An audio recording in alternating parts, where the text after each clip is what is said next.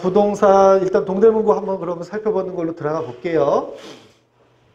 이번 주에 제가 시세 종합 분석한 기준일은 4월 20일입니다.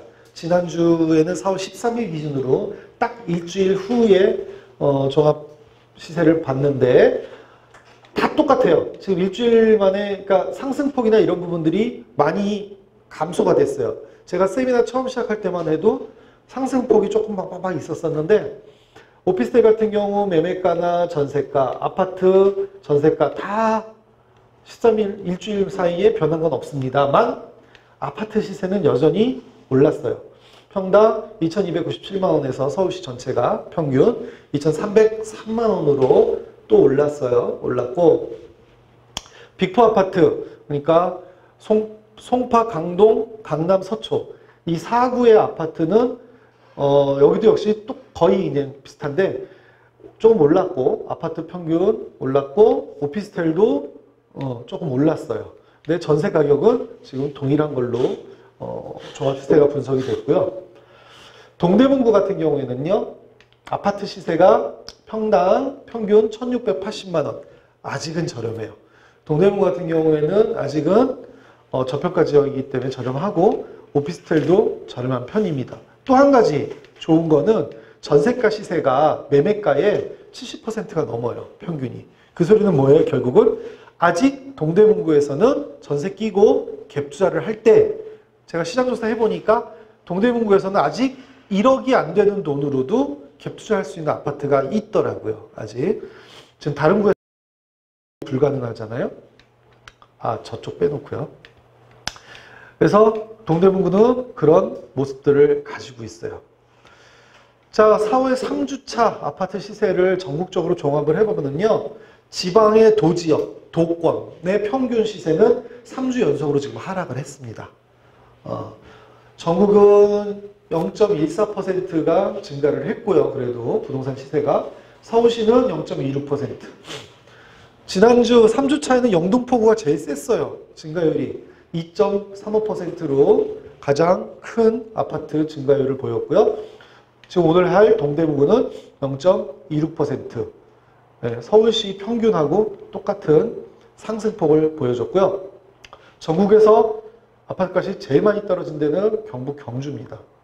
4.39%가 하락해서 가장 많은 하락폭을 보여주고 있었더라고요. 한 주만 2.35%인가요? 네. 네, 주간 변화율이에요. 주간 변화율. 네, 주간 변화율입니다. 원인이 혹시 여기서 어디 영등포요? 영등포 모르겠어요. 저도 원인까지 동대문구 쳐다보느라고 영등포구 보진 않았는데 영등포구가 많이 올랐어요. 근데 그 전에는 안 그랬거든요. 그 지난 주만 해도 0.0 몇 프로 이거밖에 안 됐었어요.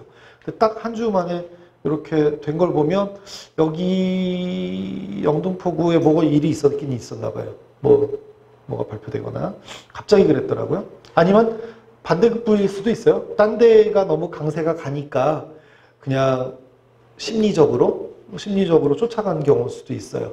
그런 경우는 상당히 많아요. 동대문구에서도 있거든요. 그거는 좀 이따가 보여드릴 테지만. 동대문구 아파트는 거기는 되게 네. 좀 그래도 좀 좀 적었는데 그래도 좀 매물이 되게 많아요. 동대문구 아파트들은 매물이 아직 많이 나와 있고요. 예. 그리고 솔직히 말해서 조금 지금 좀 덜 올랐으면 한데 약간 분위기 때문에 동대문구도 좀 자꾸 치고 올라가는 분위기가 보이긴 하는데 그래도 아직까지는 동대문구 아파트는 그래도 접근을 해볼 만 하는데 좀 이따 말씀드리겠지만 미리 잠깐 말씀드리자면 동대문구 하면 여러분들이 대부분 청량리 지역하고 지금 이문 휘경 이쪽이 재개발 들어가잖아요. 그래서 그쪽만 쳐다보고 계시잖아요. 사실은. 근데 거기는 지금 조금 거품이 좀 세요. 그렇다고 안 될 건 아닌데 갭이 많이 벌어졌어요. 전세가가 워낙 약하거든요. 거기가 아파트들이 워낙 오래돼갖고 물론 크레시티나 이런 새 아파트 빼고 근데 차라리 장안동 쪽 있죠. 그러니까 중랑천을 끼고 있는 그쪽 라인이 오히려 장기적으로 그냥 생각한다면 좀 편안한 지역이긴 해요. 제가 봤을 때는. 그건 좀 이따 다시 설명을 드릴게요. 보시다시피 동대문구 아파트가 2017년, 그러니까 지난해 말서부터 가을 넘어서부터 너무 많이 올랐어요. 갑자기 오르기 시작했고 그 전에 상당히 저평가되어 있던 거는 맞아요. 동대문구 아파트들이 평당 매매가가 한 200~300만 원 그만큼밖에 안 했었어요. 평당이. 근데 지금 많이 뛰고 있는 거죠. 매매가가 지금 1년 동안에 19.5%, 전세가 4.6% 상승을 했고 오피스텔도 매매가가 1년 만에 3.57%, 전세가는 2.89% 상승을 했는데 그 오피스텔도 여러분 그게 있어요. 지금 롯데캐슬 청량리 4구역 거기 롯데캐슬이 주상복합 하잖아요. 그런데 그렇게 규모 있게 들어오는 오피스텔은 투자해 볼 만해요, 사실은. 그래서 아파트에 청약 집어넣기는 지금 뭐 청약 가점제서부터 뭐 이런 부분들 제한 요건이 있기 때문에 사실은 쉽게 뭐 들어갈 자격조차 안 되겠지만 그렇게 대단지 주상복합으로 오피스텔 들어오는 그런 랜드마크 정도에 되는 규모의 것들은 그거는 그냥 재수잖아요. 집어넣어서 당첨되는 거잖아요. 그런 거는 어차피 한번 그냥 뭐 청약금 그거 안 되면 돌려받는 돈이니까 한번 집어넣어서 넣어보시는 것도 나쁘진 않아요. 그런 것들은. 어떤 거요? 오피스텔. 네네네네. 오피스텔까지 전세 제한. 그것도 있죠. 근데 방송 빼고 오피스텔은 처음에 내가 청약해서 딱 당첨되잖아요. 그 별표가 딱 나오잖아요. 딱 나오면은 순간적인 그 며칠 안에 다시 직접 계약하기 전에 계약서 쓰기 전에 그게 피가 붙습니다. 떴다방이 그 앞에 있었기 때문에. 네, 그래서 그건 약간 다른 기법이긴 한데, 네, 그래서 그런 것들은 나쁘지 않아요. 근데 동대문구에 주의할 점은 동대문구에 그 원룸 오피스텔들이 되게 많아요. 그래서 원룸 오피스텔은 역시 공급이 너무 많기 때문에 하시는 게 별로 이렇게 좋지는 않아요. 그냥 싸니까 월세 받으련다 하시는 분은 제외합니다. 물론. 동대문구에 있는 원룸 오피스텔들은요, 신축한 지 한 2년이 안 된 것도 한 1억 5~6천만 원이면 살 수가 있어요. 월세는 한 50에서 60만 원 나와요. 그러니까 그냥 50만 원 월세 받는다 생각하시는 분들도 꽤 의외로 계세요. 그래서 그런 분들은 뭐 거기서 월세 받을 목적으로 사시는 것도 뭐 나쁜 선택은 아니에요. 그건 자기의 어떤 계획에 맞춰져 있는 거기 때문에. 자, 동대문구의 종합적인 부분들을 간단하게만 말씀드리면요. 일단은 저평가 지역이기 때문에 아직까지는 소액 투자에 적합한 지역입니다. 그리고 아까 말씀드렸듯이 아파트들도 1억 미만으로 갭 투자할 수 있는 게 아직까지는 존재하고요. 근데 아마도 청량리의 청량리 랜드마크가 지금 분야 임박한 게 2개가 있어요. 하나가 4구역에 있는 롯데캐슬하고 하나가 동부청과 시장에 들어서는 한양. 그 두 개가 이제 청량리 역세권 랜드마크가 될 텐데 그게 가시화되면 눈에 이제 올라가는 게 보이기 시작하면 이제 아까 말씀드렸듯이 1억 미만의 갭 투자는 어려워질 거예요. 네, 동반 상승을 하기 때문에. 그리고 요건 조심하셔야 돼요. 청량리 일대가 지금 굉장히 쏠림 현상을 가져가고 있고 재개발 지역이 있는데 아직 사업 초기 단계고요. 청량리 재개발 지역은 옛날부터 하다가 실패하다 굉장히 지금 히스토리가 복잡해요. 뭐 하려고 그랬다가 뭐 다시 재조정들 하고 포기했다가 지금 뭐 다시 들어가고 이런 히스토리가 복잡한 단계이기 때문에 아까 말씀드렸듯이 아직까지는 프리미엄이 많이 붙진 않았어요. 이문 휘경 같은 지역도 한 1억 5천 정도 수준이에요. 프리미엄이. 근데 프리미엄은 싸네? 그렇다고 해서 무턱대고 들어가시면 안 돼요.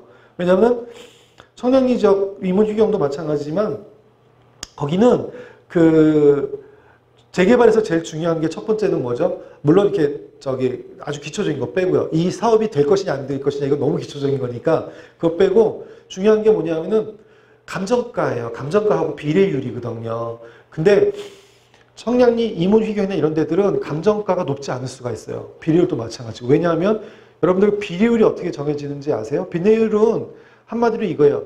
내가 산 땅이 예를 들어서 1억짜리 땅이면 이게 아파트로 다 지어질 때 내 땅이 갖고 있는 1억이라는 게 얼마짜리 가치가 있을 것이냐. 우리가 흔히 얘기하면은 주가랑 똑같아요, 주가. 내가 삼성전자 주 액면가 5천원짜리 한 주를 갖고 있는데 이게 시장에서 얼마짜리냐. 그거랑 똑같거든요. 그래서 보통 비례율이 100% 이하면 사업성이 없는 거고요. 이제 100% 넘어가기 시작하는데, 얘 같은 경우는 결국은 조합원 수가 많거나 그러면은 쪼개기가 많아져야 되잖아요, 지분을. 그러니까 비례율이 떨어져요. 뭐 이런 식의 논리가 있기 때문에 지금 이문휘경 같은 경우는 되게 그 부분에 있어서는 좀 많이 좋진 않을 수도 있어요. 감정가도 그렇고. 또 감정가는 중요한 게 감정가가 결국은 그 권리가를 만들어내는 지표이기 때문에 또 감정가에서 또 적용을 하는 거는 공시지가예요. 또 이렇게 맞물려 있어요. 그래서 보통 여러분들이 딱 거기를 아직 결정이 안 된 이제 막 초기 단계, 사업 초기 단계에 있는 재개발 지역에 가시면 예를 들어서 특정 번지수 어디 있는 번지라는 건 알 거 아니에요. 무슨 물건을 추천받았으면. 그럼 제일 먼저 해야 될 거는 공시지가 확인. 토지 이용 계획 같은데 온라인 사이트 들어가갖고 공시지가 확인하시고 그다음에 거기 이제 주거 밀집 몇 세대 구성 수 이런 걸 봐야 돼요. 근데 재개발 구역이 넓다. 그러면 당연히 좋겠죠. 넓어지면 당연히 그만큼 n분의 1을 했을 때 내가 받을 수 있는 권리가 세지니까. 그러니까 아주 기초적인 상식적으로. 그래서 아주 기초적인 거는 그런 것서부터 파악을 하셔야 된다는 거예요. 그냥 거기는 부동산 말만 듣고 하시면 안 되고 그 정도는 파악을 하실 수 있어야 돼요. 그리고 여기 같은 경우는 동대문구도 괜찮은 게 동대문구가 신기한 거는 동대문구는 한강을 끼고 있지 않습니다. 그럼에도 불구하고 지금 거기는 왜 뜨냐 하면은 청량리를 주변으로 한 대중교통망이 엄청나게 확대가 될 거기 때문에 그래요. 지금 고속철도도 마찬가지지만 삼성동에서부터 또 글로 계속 연계망이 계속 들어오기 때문에 제가 알기로는 7개 노선인가 그렇게 이제 앞으로 들어오죠. 그러니까 그 대중교통망 확대가 어떤 지역 개발의 호재로 지금 작용을 하고 있는 게 동대문구, 특히 청량리 주변이고요. 그리고 동대문구는 대학가도 많이 있어요. 서울시립대도 있지만 거기 이문 그쪽에도 다 성대하고 다 거기 있잖아요. 그러니까 대학가 주변의 임대 수요도 우수한 그런 특징을 갖고 있는 게 이제 동대문구가 되겠어요.